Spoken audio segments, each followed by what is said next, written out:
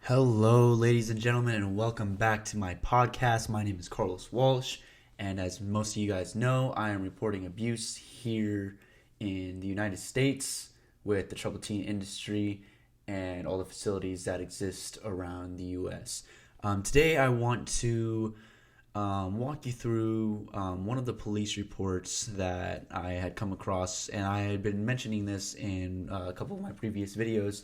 And I know it's kind of a lot of work to get a hold of them and stuff. So I kind of want to take the time and walk you through it and kind of know what we're looking at and what I've been talking about so you guys get a better understanding of what I'm trying to explain to you guys in my videos.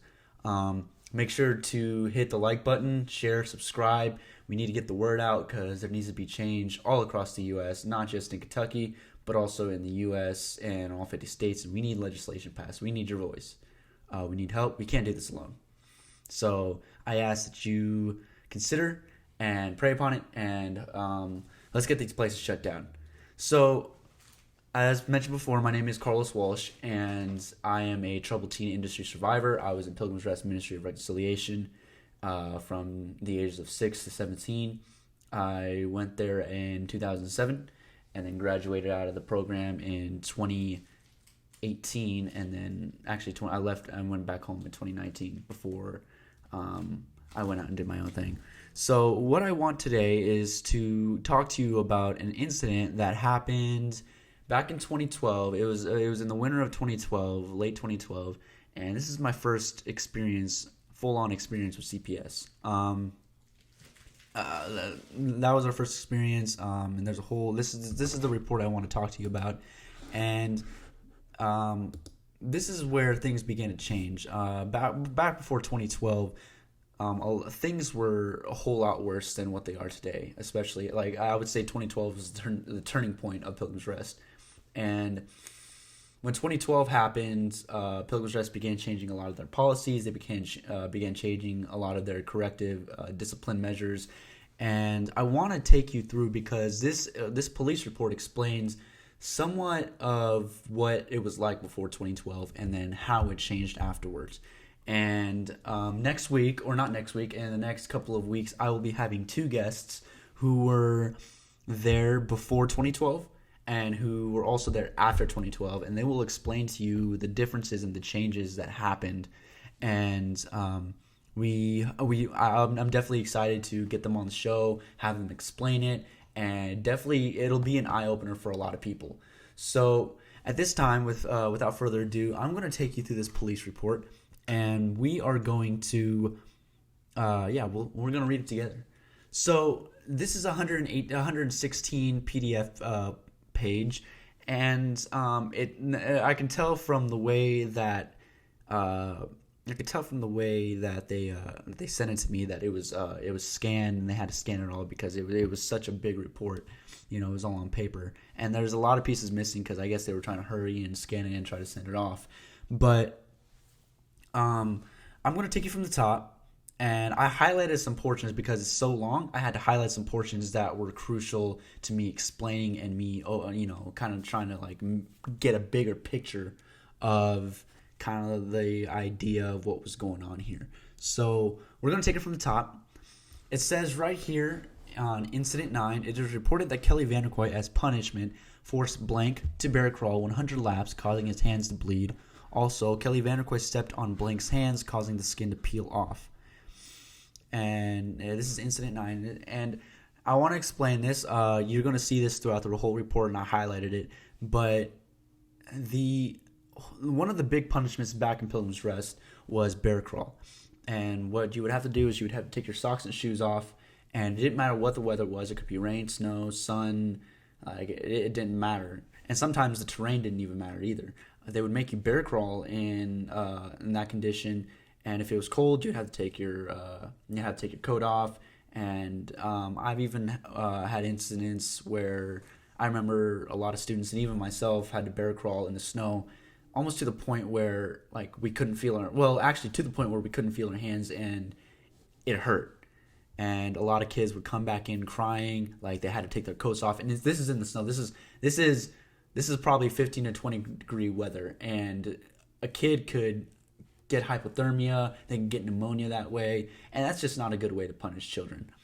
So, or I'm sorry, not even punish, just correct, give them corrective training. That's not even a good way to give them corrective training. So that was one of the big punishments, and definitely in the summertime, they had this concrete slab and it got hot, and so your hands would be burned. And if you'd done it enough times, you got yourself into somewhat of trouble, you would get used to it, and you would actually like start getting calluses on your hands and on your feet, but it would still hurt. And it said also Kelly Vanderquist stepped on Blank's hand, causing the skin to peel. And the reason why I'm saying blank is because a lot of these children's names have been redacted, if not all of them, because they were minors at the time. So it says Kelly Vanderquist stepped on Blank's hand, causing the skin to peel. This is something he did frequently. He didn't just step on your hands like just like a little like tap on it. No, he actually like full on. And this guy's about 220, 240 pounds. Like stepped on your hands. And these are little kids that are like ranging from 8 years old to like 13, 14 at most. Like the oldest we had probably at that time was about 16, 17. So, that's very abusive. No kid should have to go through that. I mean, if parents saw what was going on, they would have immediately shut that down. But skin to peel off, it said stepped on Blank's hand, causing the skin to peel off. Skin peeling off, cuts, bleeding, that was normal. It's not normal, but that was the normality there at the time. We all expected that anytime we had to bear crawl.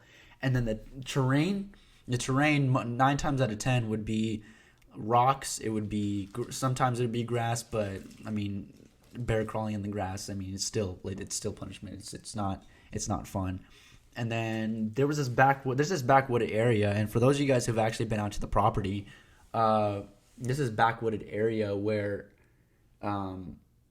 pretty much it's like it's got sticks, it's got trees and everything, and it used to be a dump, like not really a trash everywhere, but it used to have thorns, tough grass, sticks laying everywhere, and the property was kind of it was trash. It really wasn't cleaned up. So what we did was we went out back there and we cleaned it up over time, like over a couple of years. Like it became an area for a garden, it became an area for football and all that stuff. So we cleaned it up, but at the time when we were cleaning up, for those who had been misbehaving in school or something or had done something wrong, we would go back there and we would bear crawl. And 9 times out of 10, you're going to come up with thorns in your hands. You're going to come up with sticks in your hands, with tough grass, cuts all over, bleeding. Sometimes kids were missing nails.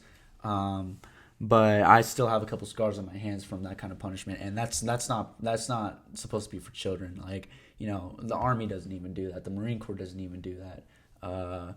But that's a whole nother situation of itself. So, and then it goes down to say maltreatment found after conducting interviews and reviewing appropriate hard copy documentation. This family in need of service assessment finds Kelly Vanderquist as caretaker of blank and other students at the school to be in need of services based on the inappropriate punishment discipline of blank and other students, which caused minor non-life-threatening injuries. And it keeps going down. We go to incident 11. It skips to incident 11 and incident 12. Like incident 10 was taken out. I have no clue why. But it says the same thing. It is reported that Kelly Vanderquist as punishment forced blank to bear crawl up to 20 laps, causing his hands to blister. And then incident 12 says the same thing, causing Kelly Vanderquist forced blank to bear crawl in the gravel and the snow up to 50 laps, causing his hands to bleed. That was another thing. We also bear crawled in the gravel a lot. If we were doing school, that's probably where you would go. Is if you were messing around at school, they would send you outside and you would bear crawl in the gravel. For those of you guys who have been out to the property, there was that gravel area before they put up the new school, the basketball court and everything. There was that area where it was just pure gravel and that small concrete slab. So if you have your socks and your shoes off, those hard rocks are piercing up into your feet and into your hands. And if it's hot out there, then your hands are being burned at the same time, like your feet are being burned. So you gotta come up with blisters, with sunburn. And the first incident 9, said you had to bear crawl up to 100 laps. That happened a lot. That wasn't just like, oh man, that kid must have been being really bad. No, that actually happened a lot. Excessive punishment was definitely a big thing. So I actually mentioned that in my second video. So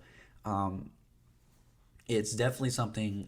It's not right. It's morally not right, especially for kids at a young age like that. I mean, it's not right at all. But like, do it to kids who are like 6, 7, 8, 9, so forth. That leaves scars. That leaves a lot of trauma. So I've had to talk to a couple of students about that in my time. So, incident 12. It is reported Kelly Vanderquay has punched before his blank to bear crawl in the gravel and snow up to 50 laps, causing his hands to bleed.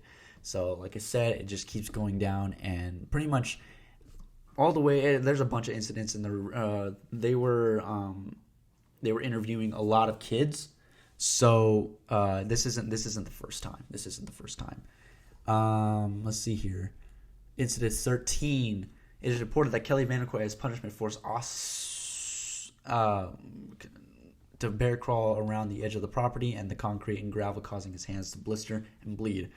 Also, Kelly Vanderquay pulled his fingers back as punishment, causing injury to his pointer finger. That was another thing. Pulling fingers back and pulling ears was another way of getting kids' attention. See here. Also, Joshua Vanderquay grabbed Blank by the neck in 2 different incidents, choking him and causing him difficulty in swallowing. Now, I'm not going to say this didn't happen or this did happen, but I've seen a lot of things happen, and I definitely wouldn't put it above Vanderquay. Or I wouldn't. I would definitely I would put it like I guess you could say.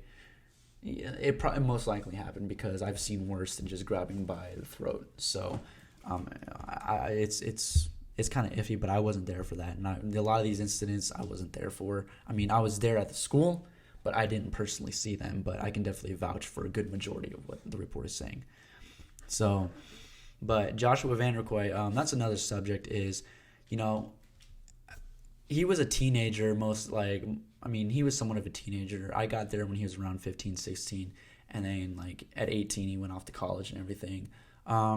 But I got there, and as a teenager, he was kind of a rough one. He was a director's son. So, it kind of gave him leeway, and I say leeway, to kind of do whatever he wanted to do.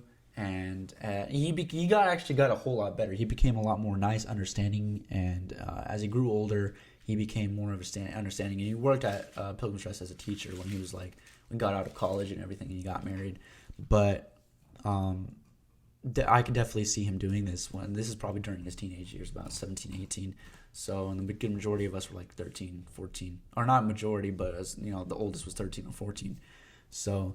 Pulling, like I said before, pulling fingers back and causing injuries that, they were non-life threatening, but at the same time, they're not right. It's morally not right. So, let's keep going down the report. And then, this is also another subject.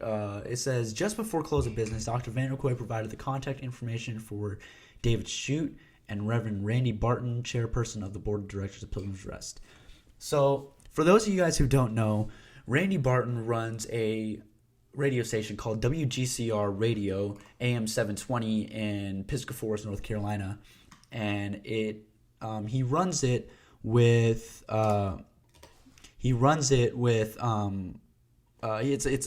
a gospel ministry, and he gets the good news out there, and he plays good music on that, and Christian music, and excuse me, and all that good stuff. But we had a student call him not too long ago. I'm not going to say the name, former student, and that former student tried telling him, hey, this is what happened. And according to the former student's testimony, Randy Barton actually said, no, this didn't happen. No, you're lying. And the student tried telling Pastor Barton what happened, and Pastor Barton didn't believe him.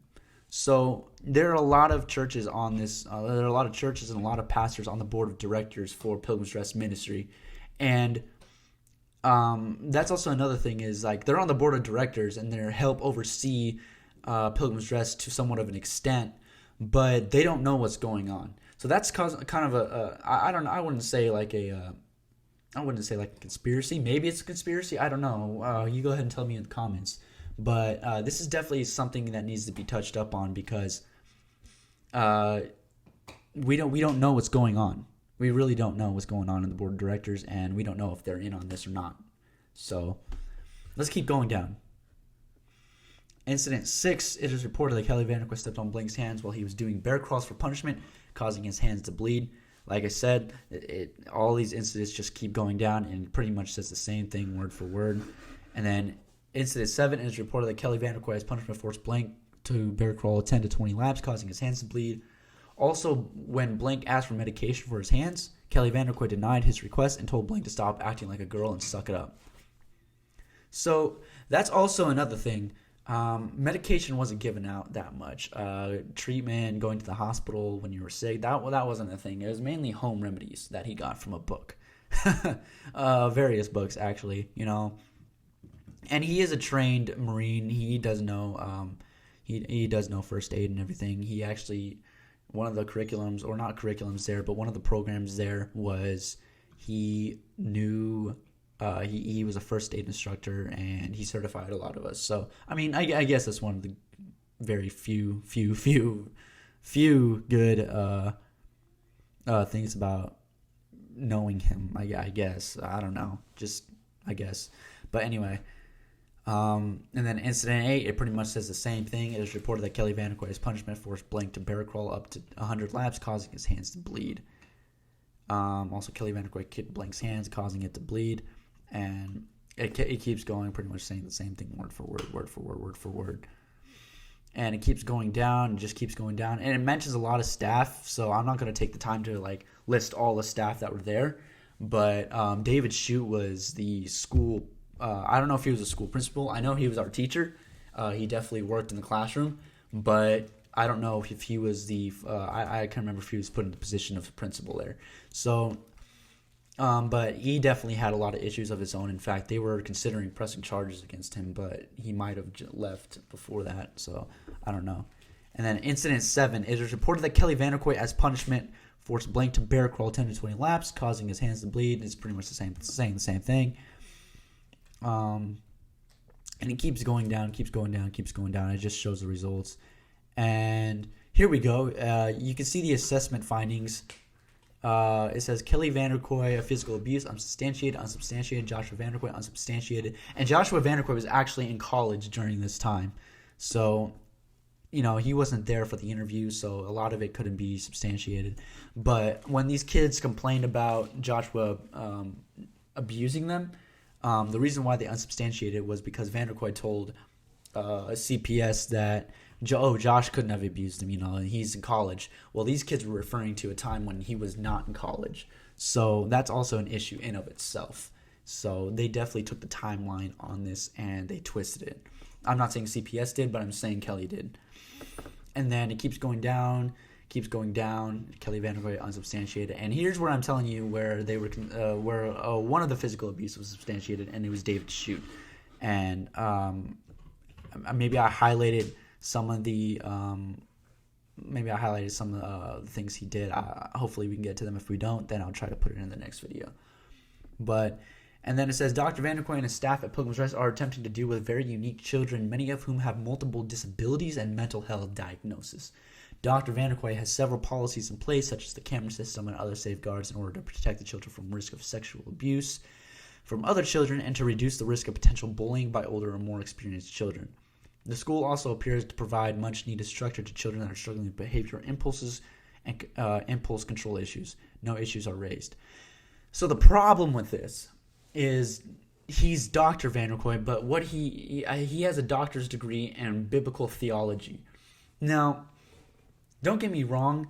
Biblical theology, I could be wrong about the biblical theology, but I know it has to do with something biblical.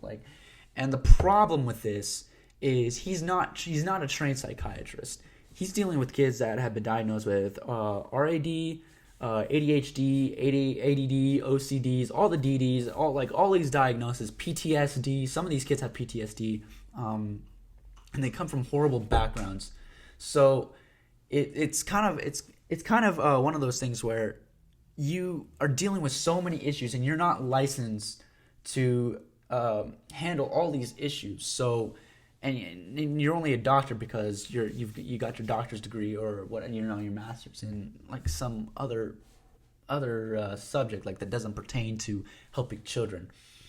So he's dealing with all these situations. And the problem with this is there's so many of the DDs and all the diagnoses that he doesn't he's not an expert in any of this. And 9 times out of 10, these kids that graduate out of the program and leave home want nothing to do with the faith or want nothing to do with Christianity because of how he's, he preached the Bible, he preached Jesus, he preached all that good stuff, but he never lived it. Like, all the kids saw a different side of him, and it's kind of off the subject, but at the same time, like, he didn't have the skill or the necessities to deal with all of these, and he tried using the Bible to heal everything. And I believe in the Bible, and that's a whole different subject in of itself. And I'm not attacking his faith. Let me get this right. I'm not attacking what he believes. No, like, everyone has the right to believe in anything they want. This is America. You can practice your faith. You can practice your religion. Practice your beliefs. This is a free country, and that's great, because God bless the USA. And that's what makes us unique from every other country. But the problem with this is, he used so much of his faith to try to heal these situations, and these kids already came from therapists who couldn't help these kids. They couldn't help with the trauma, they couldn't help with the PTSD, they couldn't help with all these, the RAD and all that stuff. They couldn't help, so they sent these kids to him thinking he was an expert at everything that he was doing, which in reality, he was not. He really wasn't. So that's a problem. That's a whole problem in of itself. So, and there's actually a whole nother level, there's a whole nother side of that, which I will explain to you guys later in another video. But there were therapists actually supplying children to Vanderkoy, and it was going on and on and on and on and on, like a merry-go-round. So that's a whole nother issue in of itself. So, and we're going to keep going down for time's sake. And it just keeps going on. There's a moderate. They said the risk assessment conclusion was, it was a moderate risk, so from 7 to 13.9, and the CPS ratings, maltreatment was 4, underlying causes was 4, adult patterns of behavior 3, total 11. So that's what helped them make that decision of a risk assessment. Which was completely false, because they lied to CPS about a lot of things. And I don't know if mentioned him lying to CPS, but he actually told CPS, and it's in the report. I just didn't find it. I saw it in the report, but he told CPS, like, CPS found out that he was using bear crawling, and he was like, yeah, we did bear crawling for a while, but we stopped it because it was hurting children. And he didn't stop it. Up to that point, he stopped literally right before CPS arrived at Pilgrims Rest.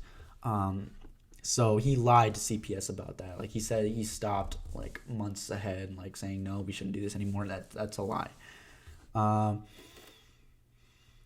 And here's something I want to highlight right now, actually.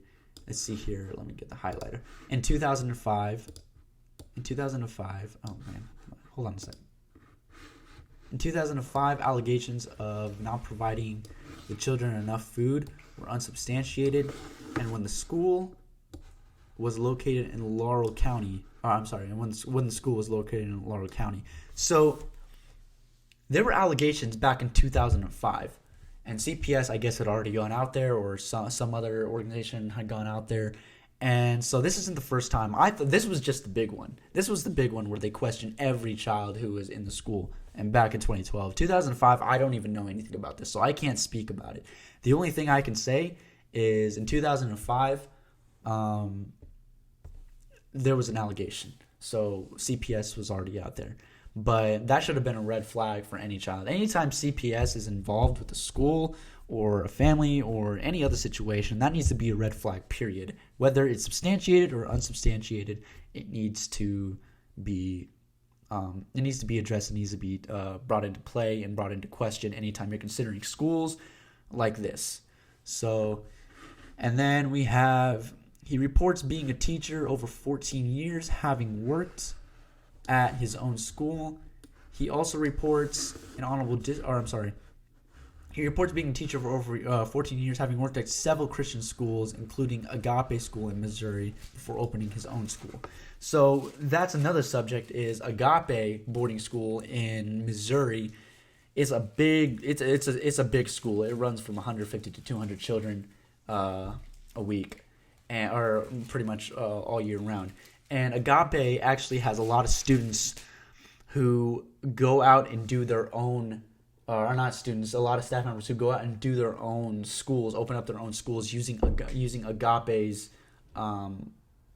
teaching methods and disciplinary methods. So Agape is actually, I would say, is this, for pretty much a good part of the Bible Belt area. It's the core. I would say it's the core of all the corruption that's gone on in these schools.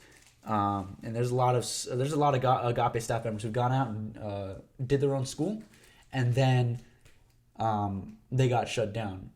So I would say at Agape, there's a whole. You can check out the Preacher Boys podcast on YouTube, and they have things talking about Agape, and you can check out. There's a couple more podcasts. I'll put the link down in the description. But there's a lot more schools that involve Agape boarding school, and there's already a lot of people coming out saying, hey, Agape is corrupt, it abuses kids, and it needs to stop. So I'll put those links down in the description for you. Let's see here. And Christina Vanderkoy, Christina Vanderkoy was a whole other story in of itself. She was very cruel. She had definitely had no problem punishing children without cause, just for looking the wrong way, just for having, like, maybe not even, just for looking down that day. Like, let's say you weren't feeling well, or you weren't feeling happy. If you didn't have if you had this certain look on your face or something, she would punish you. She would punish children for just looking the wrong way, or just weird stuff that, if you saw what she was doing, then it was just weird how she would punish people out of nowhere. And, like, let's say a child was doing okay that day, and watching a movie was a privilege. So we go inside the movie room and we watch a movie, but she says, "No, you've been bad. You've been bad all the time, so you don't get to watch the movie." But that child wasn't acting up that day. She would do that very often. So excessive punishment, and punishment is just at the whim of notice, like just because. It's definitely very abusive, and it hurts your mental capacity. David Shute, I've told you, David Shute was actually a cop. So that's another story in of itself. But we're gonna keep going down. Let's see here, and a lot of this portion is highlighted. So, here we go. So it says SW notes that the school is described in different terms at different times. Ohio County 911 dispatch has the facility listed as a business in 911 records. In the evening of November 8, 2011, Dr. Vanderkoy described the facility to Ohio County Chief Deputy Tracy Betty as a camp. It's not a camp. It's not a camp. It's not a camp. During interviews with Dr. Vanderkoy, he interchanged the terms school, church, and ministry. He used the terms church and ministry when indicating that the state of Kentucky was attempting to interfere with his religious freedom and the freedoms of his students through this investigation. That's another thing I want to talk about. So, for one thing, your religious freedom should not be infringed on. Your right to believe and practice your religious freedoms should not be infringed on, and what you believe should not be infringed on. Like, I guess I'm saying the whole thing, but I'm just synonyms for each other. But your religious freedom should not be infringed on. The problem with this is that a lot of these schools that have these abuse allegations raised against them, is the first thing they turn to is their religious freedom. This is not about, if he's watching this, I'm going to tell you, Kelly Vanderkoy, this is not about your religious freedoms, okay? Kids reported abuse, and they wanted people to go check the school out and say, hey, we were being abused here. So this has nothing to do with the government collaborating and trying to shut your school down because you are a Christian school. Do I believe things like that happen? Absolutely. But this is not about your Christian faith.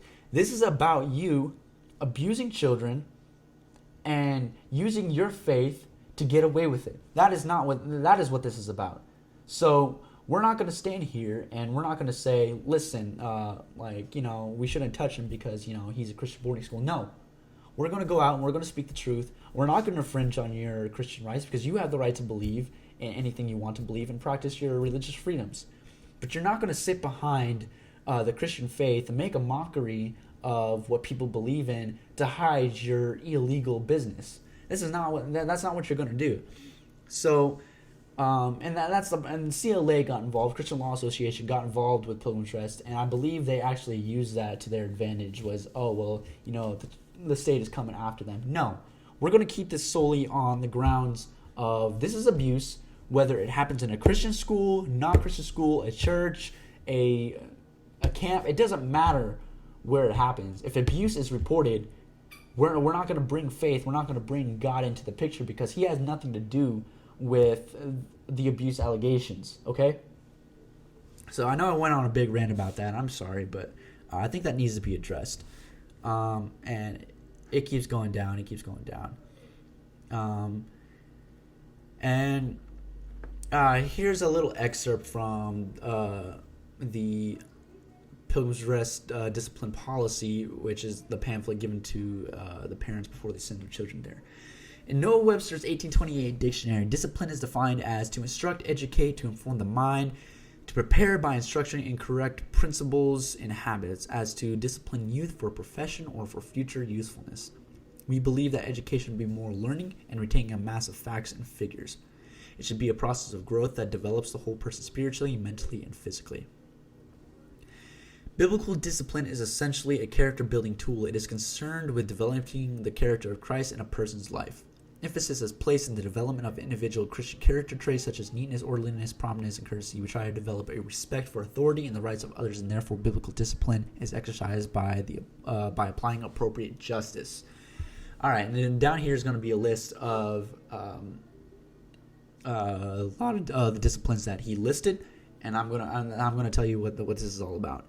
Following is a list of disciplines that are used to help each student: push-ups, along with other exercises, writing, work detail, no talking, and timeouts. These are used to help the students obey, not to punish them. Here's the problem.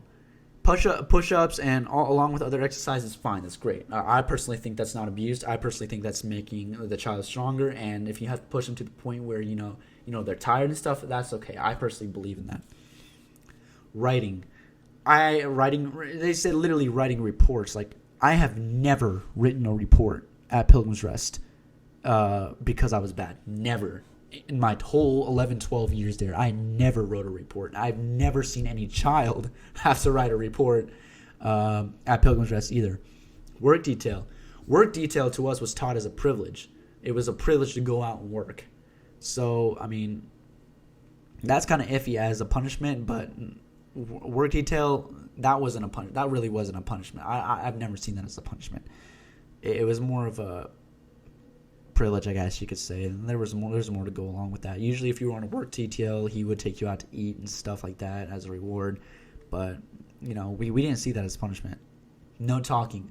Kids would go days, even years, without being allowed to talk. Anytime you talked, you got disciplined, whether it was push-ups, bear crawl. Like, you would literally bear crawl if you talked. There was a thing called off talking where you were not allowed to talk. So that was a whole problem in of itself.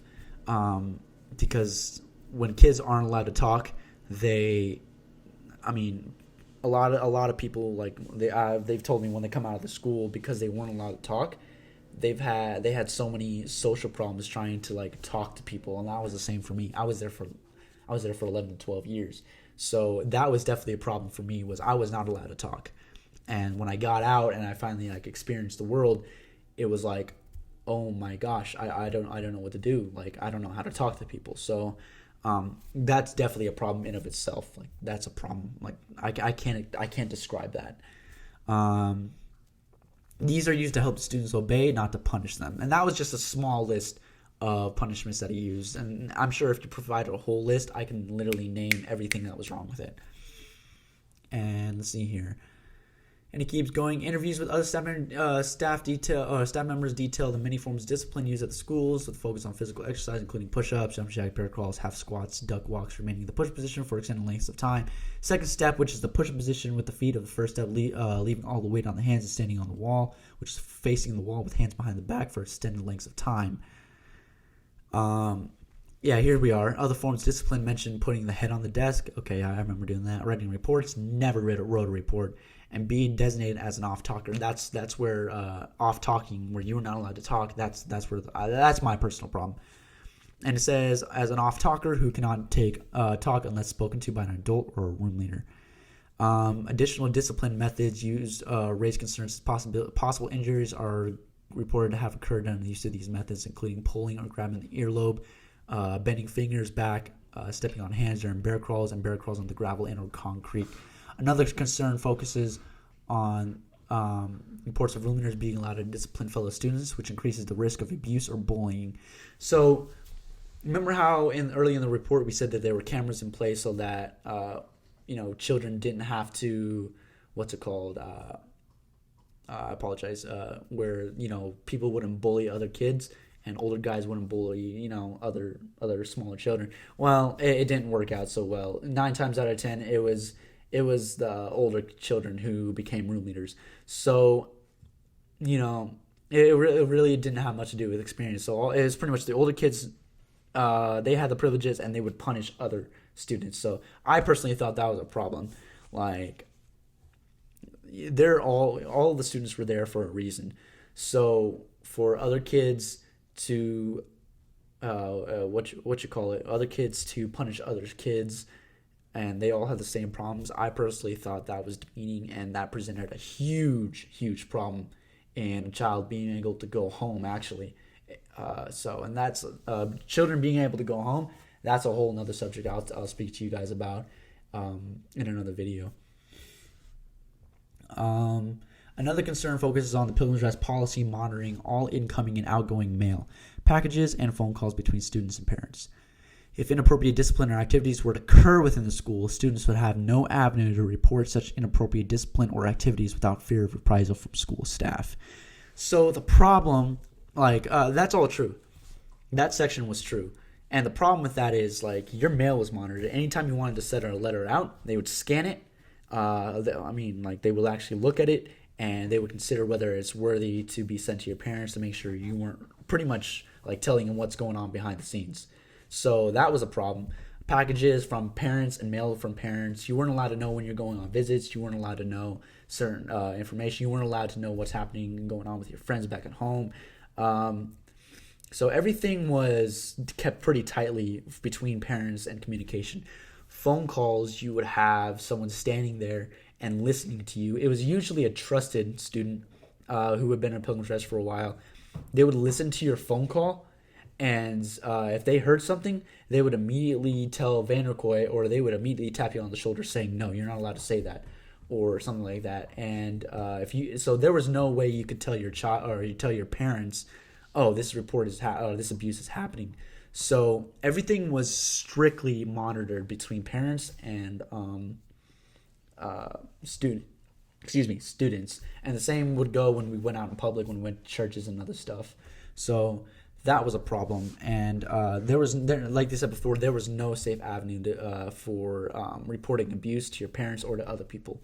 So, and then there was also the mental breaking that they would do. They would do a number on you, and they would make sure they break you and let you know, hey, we're in charge now, and if you do anything, we're going to make sure you get in trouble for it. So that's a whole nother problem in of itself. And we're going to keep going down. There's just a bunch right now, and I can't get to it all because for the sake of time. Let's keep going down.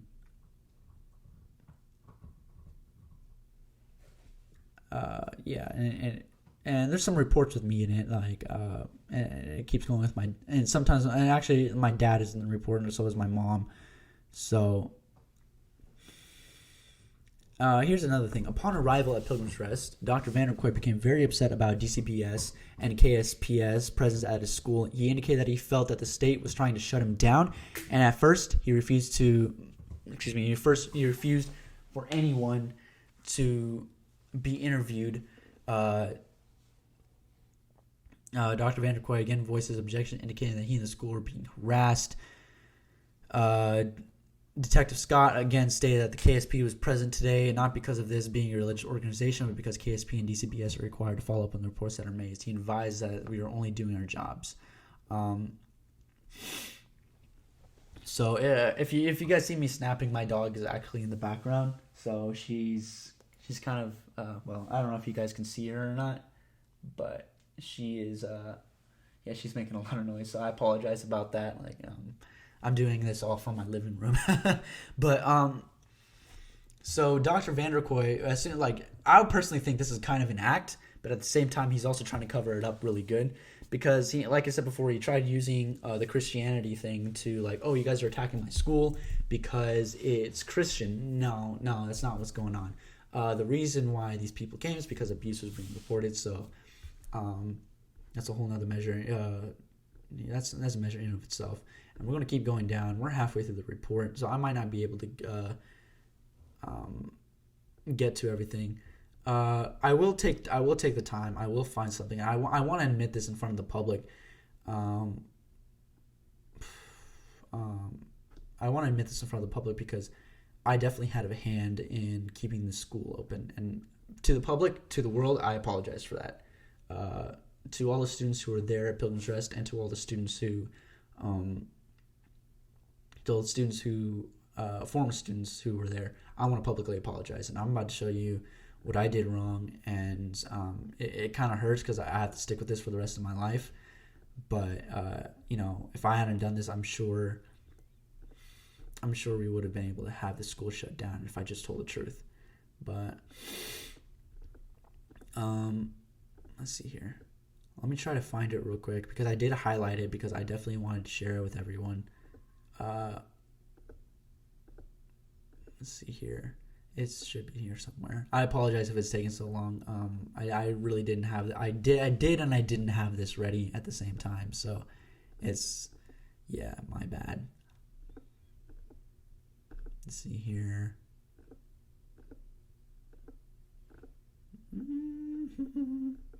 Okay.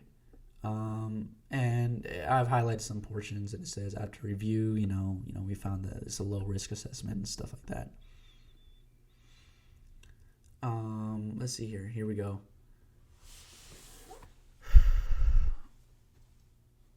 Let's see here. Here's a portion with my father in it. I'm not gonna put it in there. But here's something I will put it in here. But I asked you guys take this very seriously.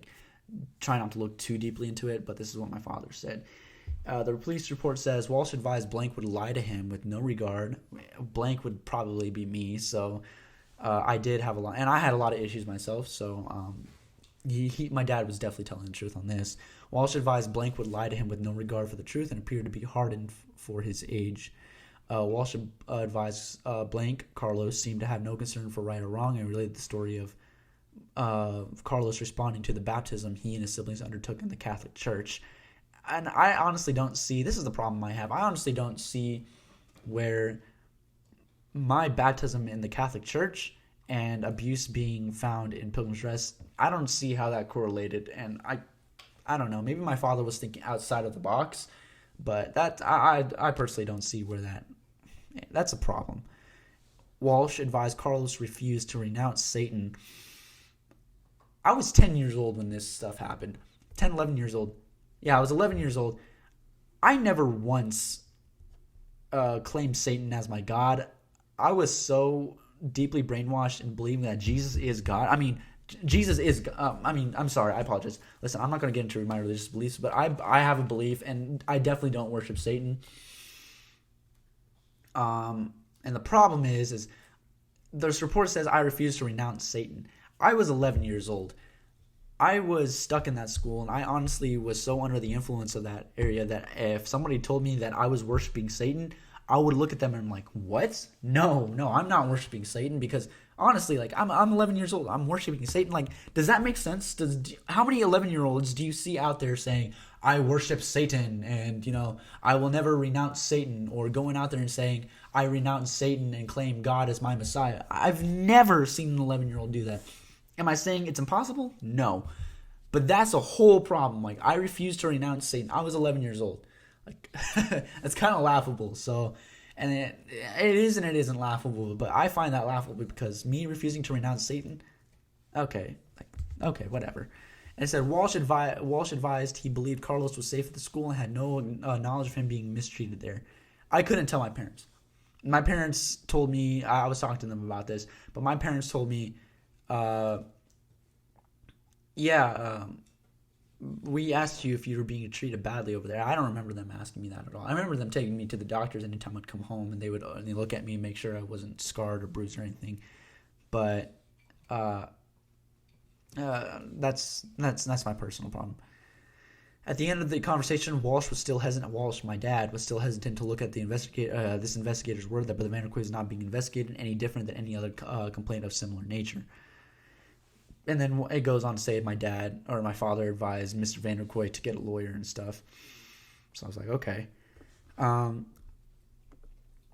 then, sorry, that was off topic, but my father was also very disrespectful to the investigators. So my father was very belligerent and very disrespectful with the investigators, and I understand it to an extent. But this report, it said Walsh was aggressive in conversation with his investigator, almost to the point of disrespect, and that seems like my father. Knowing my father, my father's a lawyer, and he definitely stands up for what he believes in, but sometimes he just kind of crosses the line. So, but that's another thing of himself. And I love him. I do.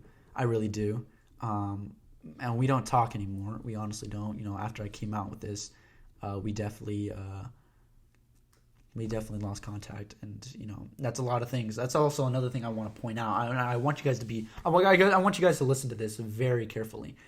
9 times out of 10, the children who report abuse happening in these schools, it's real. It's real because it's been going on for years, and people have been getting away with it. And 9 times out of 10, these children who come out and they tell the world, they tell their parents want nothing to do with it, because let's say what happens if it is true? What happens if it is taken to court one day and it is proven that there was abuse there and these people are found guilty? What happens to the parents? The parents are going to think and say, "Oh, we messed up," and they don't want to feel that. No parent wants to feel that. And I understand that to somewhat of an extent. I don't have children, but I understand. I don't like being wrong and saying, "Oh, well, I messed this person's life up really bad." But no child or no parent wants to do that. So I understand it to an extent, but it's messed up, and a lot of former students that I know have lost contact with their parents because they came out in the open with this.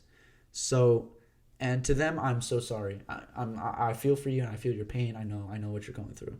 So stay strong, stay in the faith, stay to the truth. Don't break your will. And that goes not just to former students of Pilgrims Rest, but that goes to any other student out there who went through a troubled teen industry facility and who is a survivor. Your hearts and prayers are with us.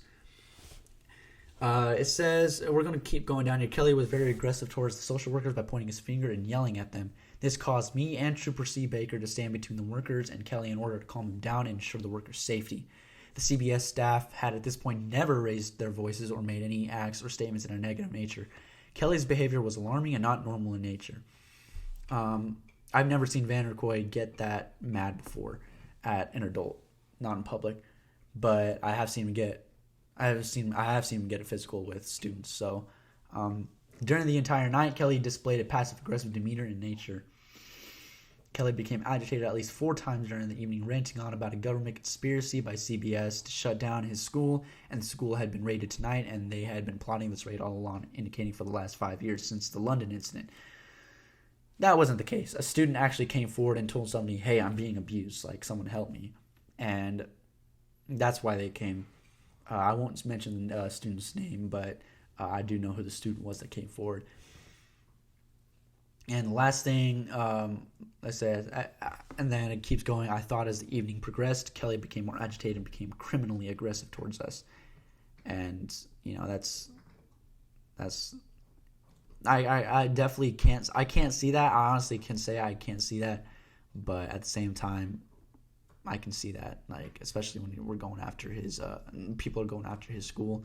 And so I tried finding him, but I kind of skipped the area where I became involved, where in somewhat of a sense I helped the school stay open. And this is going to be the last note for thought, but I want to admit to the public that when they were interviewing me, I do remember this. I was up at the house for you guys. For those of you guys who've been to the property, I was up at the house and they were interviewing me.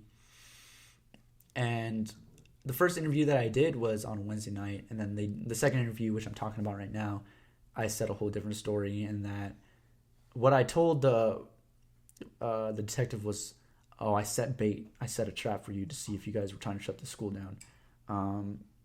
And I lied to the social workers, saying that I lied to them, and that he wasn't abusing me. And in reality, he was. He was abusing me. He abused a lot of children, and